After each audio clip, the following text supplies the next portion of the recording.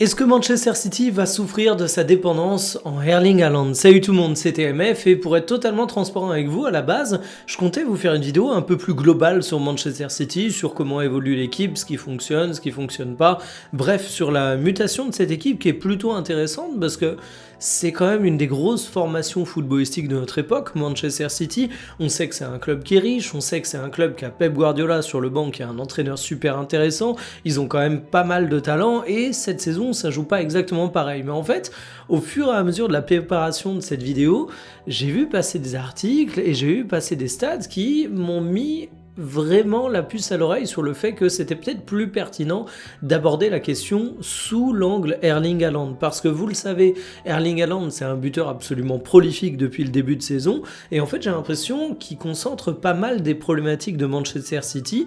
Il y a pas mal de personnes qui parlent de dépendance envers Erling Haaland, c'est pour ça que j'ai choisi cet angle, mais de manière générale j'aime bien parler de ces débats de dépendance parce que j'ai vraiment l'impression qu'on se trompe de manière d'aborder le sujet, et je vais essayer de vous expliquer pourquoi. Donc on va analyser Erling Haaland, ses performances, mais si on parle de dépendance, ça sous-entend que le reste est pas forcément au niveau, et c'est là où je suis pas d'accord. Donc on va parler également du reste des joueurs de Manchester City et de la fameuse question des buts, de la perception qu'on peut avoir d'autres postes et de la répartition des rôles dans une équipe de foot.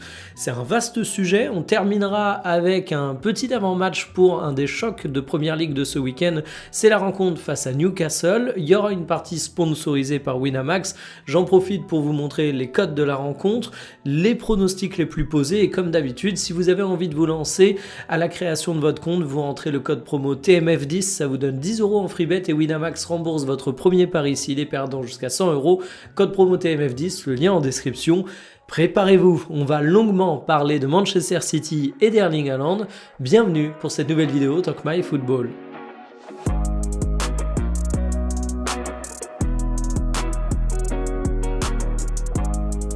19, c'est le nombre de buts qu'a inscrit Erling Haaland depuis le début de saison, autant dire que c'est une sacrée performance et qu'il est dans un club très fermé de buteurs extrêmement prolifiques. En plus, Haaland, il a un énorme avantage par rapport à ses statistiques de buts quand on le compare à d'autres attaquants, c'est qu'il met pas de penalty. De mémoire en Première Ligue, cette saison, il a dû en tirer un et le rater. Ma mémoire me fait peut-être défaut, mais en tout cas, quoi qu'il arrive, on peut pas dire que ce soit un attaquant qui doit ses statistiques à des penalties.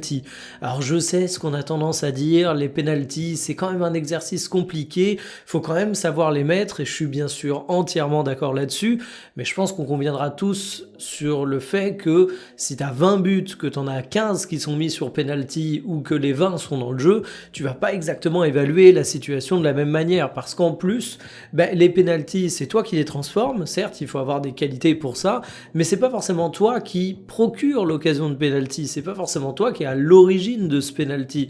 Donc finalement, t'as pas autant de mérite. Sauf que, bon, balayons ça, parce que de toute façon, Haaland, ses buts, il les met dans le jeu, et on a vite tendance à parler de dépendance dès qu'un attaquant devient aussi bon. Mais le premier truc que j'ai envie de dire, c'est que la dépendance, ça n'existe que quand t'as un bon attaquant. Si t'as que des joueurs pourris dans ton équipe, t'auras jamais le débat de la dépendance. Alors évidemment, quand on va parler de dépendance, ça sous-entend qu'il y a des manques ailleurs, mais ça c'est le premier truc à rappeler. Si Manchester City était dans une situation galère, si c'était un club qui avait aucun joueur qui avait un rendement satisfaisant, et ça arrive pour d'autres équipes de Première Ligue, même des équipes satisfaisantes, en temps normal, on ne parlerait pas de dépendance envers un joueur. Ça vous montre à quel point Haaland est aujourd'hui un monstre du football et à quel point c'est tout simplement un numéro 9 incontournable pour Manchester City, certes, mais dans le monde du foot au global. Bon, une fois qu'on a rappelé ça, on parle aussi de dépendance par rapport à la répartition des buts du côté de Manchester City. Si on se concentre seulement sur la Première Ligue, regardez-moi les meilleurs buteurs, on a Haaland qui est seul devant avec 14 réalisations et derrière ça se bat avec un but pour Doku, un but pour Reinders, un but pour Matheus Nunes, un but pour Cherki, etc. Et oui, là on va pas tourner le problème dans 50 sens, c'est là où le bas blesse. T'es quand même en droit d'attendre du côté du championnat anglais quand t'es une équipe qui marque autant que Manchester City que t'aies des buteurs qui marquent plus d'un but en championnat alors qu'on attaque quasiment le mois de décembre. C'est une véritable anomalie. Mais en fait, c'est pas seulement un manque de réalisme de la part de tes attaquants. Et c'est pour ça que je trouve le cas Haaland intéressant pour analyser la situation de Manchester City, c'est que tu te rends compte qu'au global, Manchester City est également une équipe qui est pas mal organisée autour d'Haaland et c'est quelque chose de relativement assumé, le fait que ce soit le terminal offensif ultime. D'ailleurs, j'en profite pour dire un truc. Souvenez-vous, au début de Erling Haaland du côté de Manchester City, il y avait des débats sur sa compatibilité avec Pep Guardiola. Parce qu'on sait que Guardiola, c'est un mec qui a souvent aimé jouer avec des faux numéro 9. On sait qu'il aime bien que tous ses joueurs soient hyper impliqués dans le jeu. Et on avait des débats à la fin de chaque rencontre en mode « Oh, Haaland a touché 20 ballons, il n'est pas compatible avec Manchester City. » Et en fait, toutes les semaines, on avait ça, même quand il marquait. Et je vous parle même pas des rares périodes où Erling Haaland n'a pas marqué des valises de but.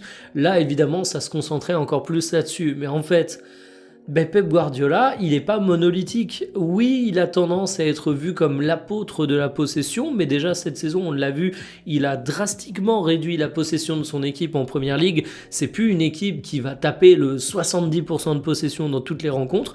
Il y a plus de verticalité, mais surtout, en fait, Guardiola, il sait faire jouer ses joueurs différemment. Je sais qu'aujourd'hui, ça commence à dater, mais vous prenez le Pep Guardiola du Barça et vous prenez le Pep Guardiola du Bayern Munich, notamment sur comment il a utilisé ses latéraux, il y a une différence absolument majeure. Et quand Pep Guardiola est arrivé du côté de la Première Ligue, ça aussi on a tendance à l'oublier, mais il a eu besoin d'un petit temps d'adaptation, peut-être pas autant que Jürgen Klopp évidemment, mais il a eu besoin de comprendre l'importance du second ballon, il a eu besoin de comprendre les spécificités du jeu anglais. Alors il n'a pas travesti son football pour autant, parce que évidemment les préceptes de jeu de Pep Guardiola sont exportables dans n'importe quel championnat, mais Guardiola il s'est adapté. Et c'est la même chose avec Erling Haaland. Ok, c'est peut-être pas le joueur qui correspondait le plus sur le papier à la manière de jouer de Pep Guardiola, mais à un moment... Bon, moi je préfère les voitures rouges aux voitures bleues, mais si vous me donnez une Ferrari bleue, je pense que je saurais me débrouiller avec plutôt qu'avec une vulgaire 206 rouge. Vous voyez où je veux en venir ? C'est un petit peu ça pour l'équation Haaland à Manchester City. Et en fait, quand on regarde le 11 le plus aligné par Pep Guardiola depuis le début de saison, on retrouve en fait le fait que Haaland est le terminal offensif ultime et que tu n'attends pas forcément ça de la part des autres joueurs. Sur le côté gauche, le joueur de référence, c'est Jérémy Doku et je trouve que c'est un beau symbole parce que Doku, ça n'a jamais été un joueur qui a fait exploser les statistiques au cours de sa carrière. Alors il peut claquer beaucoup de passes décisives, mais quand je parle de statistiques ici, je pense vraiment à la stat reine qu'on va regarder, et d'ailleurs il faudrait peut-être regarder un peu d'autres stats, on va y venir, mais ce sont les buts. Doku, ça n'a jamais été un buteur prolifique. Mais par contre, il n'empêche que cette saison où Doku ne claque pas une quarantaine de buts, ça reste quand même un très bon début de saison pour l'ailier belge. Et en fait, j'ai l'impression qu'on a toute une génération Cristiano Ronaldo, Lionel Messi qui se sont complètement fait détruire le cerveau sur ce qu'on attend d'un ailier dans bon nombre d'équipes de football. Alors oui, Ronaldo et Messi, au cours de leur carrière, se sont retrouvés à jouer sur le papier, sur la feuille de match. Quand tu regardes la compo fixe, en tant qu'ailier, et il revenait vers l'intérieur et il marquait des buts. Et on a vu d'autres joueurs comme ça, Kylian Mbappé quand il évoluait à gauche, Mohamed Salah évidemment, mais un ailier à la base, c'est pas forcément ça dans le football. Un ailier, c'est un joueur qui va souvent avoir une responsabilité qui ne sera pas dans la conclusion finale, mais qui sera dans le déséquilibre de l'équipe adverse. Et vous me voyez venir gros comme une maison, c'est ça qu'on demande à Jérémy Doku, c'est ça que Jérémy Doku fait à longueur de match en accumulant un nombre complètement fou de dribbles, et il est réussi pas trop mal. Et est-ce qu'il faut dire que Jérémy Doku rate son début de saison sous prétexte qu'il met pas 5-6 buts en Première Ligue ? Moi je suis pas du tout d'accord avec ça. Il faut savoir ce qu'on doit attendre de Jérémy Doku, c'est du déséquilibre au cours des rencontres. Alors on peut débattre sur son ratio occasion créée, perte de balle, est-ce qu'il est suffisamment propre, même pour un joueur qui a un rôle qui induit beaucoup de déchets, mais en attendant, moi je trouve qu'il est bon, et en fait j'attends pas de lui qu'il marque. Et c'est pareil, à droite on a Oscar Bob, alors on peut en attendre peut-être un peu plus de la part du joueur, mais moi j'y vois davantage un mec qui est également un ailier qui va créer du déséquilibre, qui est également un mec travailleur. Alors évidemment il pourrait marquer 2 ou 3 buts de plus, mais c'est pas un mec dont on attend vraiment une valise de buts. En fait, dans cette composition, Le seul joueur où je me dis ok, il y a peut-être un petit manque de buts, c'est Foden, parce que Foden, il a la capacité à être un buteur. Alors il a plein d'autres qualités dans l'équipe de Pep Guardiola, c'est pas forcément la seule chose qu'on lui demande, mais même là, si on sort des statistiques que je vous ai présentées pour la première ligue, on regarde le bilan global de la saison pour Foden jusqu'à présent, bah finalement 2 buts en 3 matchs de C1, 1 but en 2 matchs de coupe, ça va. Il y a Cherki également qu'on pourrait évoquer parce qu'il a fait beaucoup d'entrées, parce que au-delà de sa blessure, il est parfois titulaire.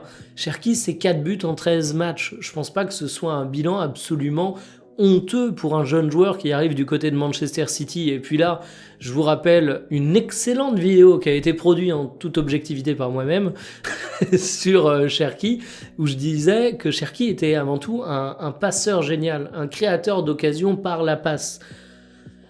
Inutile de vous dire qu'une fois que j'ai dit ça, j'ai pas besoin de vous expliquer que la saison et la réussite de la saison de Cherki, elle dépend pas forcément de son nombre de buts. Évidemment, on attend que Cherki mette du but, mais vous avez l'idée, je pense. Ce qui fait qu'en fait, quand on regarde les profils qu'il y a dans cette équipe de Manchester City, la dépendance à Haaland, elle est totalement assumée en fait. Haaland n'est pas un joueur qui est le meilleur génie au dribble du monde. Haaland n'est pas forcément le joueur qui va toucher 110 ballons en descendant, en vraiment faisant le jeu. Mais Haaland, c'est un terminal offensif ultime. Et quand tu as un terminal offensif ultime, qu'à côté de ça, tu as des ailiers de déséquilibre, des ailiers qui sont créatifs et t'as une équipe qui est plutôt cohérente. Alors vous pourrez me parler de dépendance d'Haaland autant que vous voulez. Moi, je vois tout simplement un système qui fonctionne plutôt bien.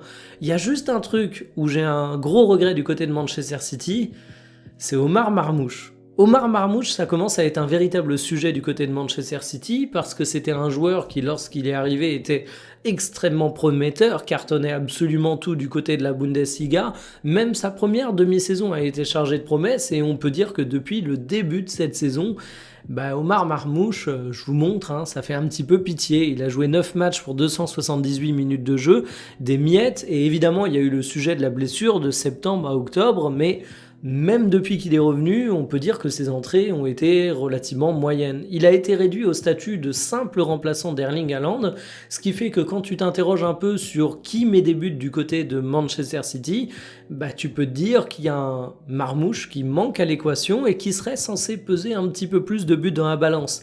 Alors Pep Guardiola l'a essayé au début de saison, première composition, vous le voyez, ça c'était face à Tottenham, il était sur la gauche, il sort un match médiocre dans une prestation collective médiocre.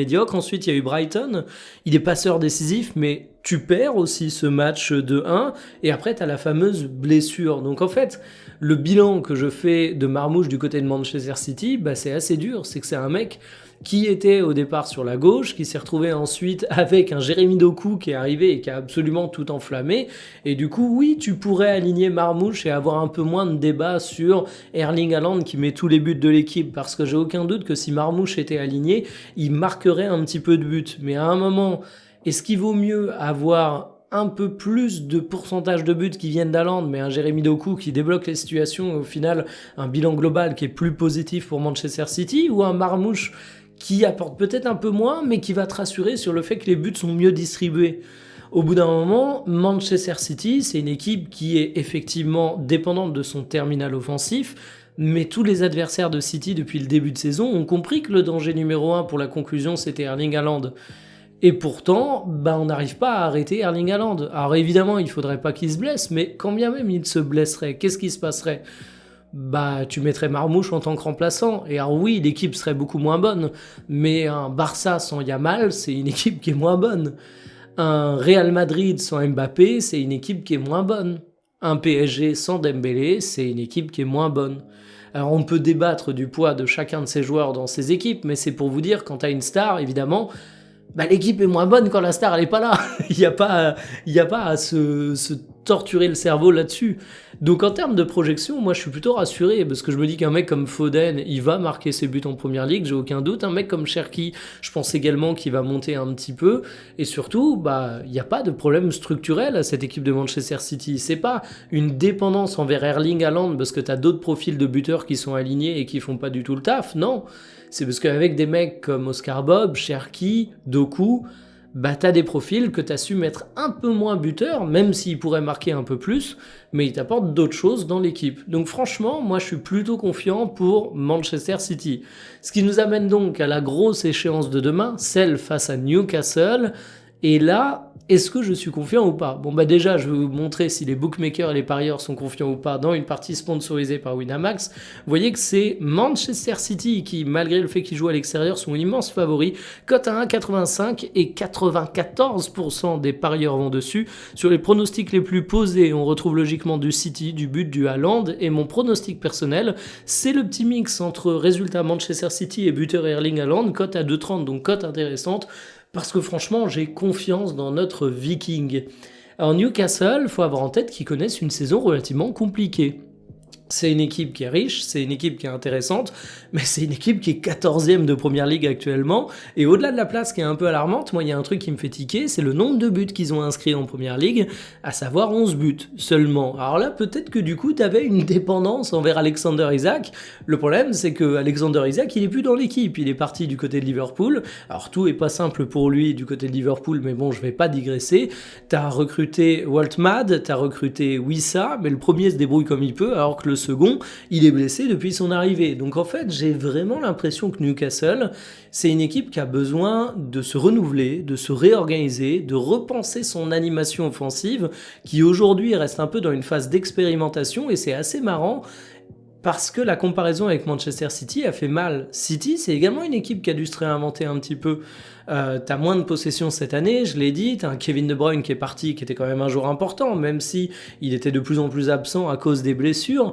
Et en fait, la mue de Manchester City se fait quand même à vitesse relativement rapide. T'es un peu derrière Arsenal, mais t'es loin d'être largué, alors que du côté de Newcastle, c'est pas exactement la même tasse de thé.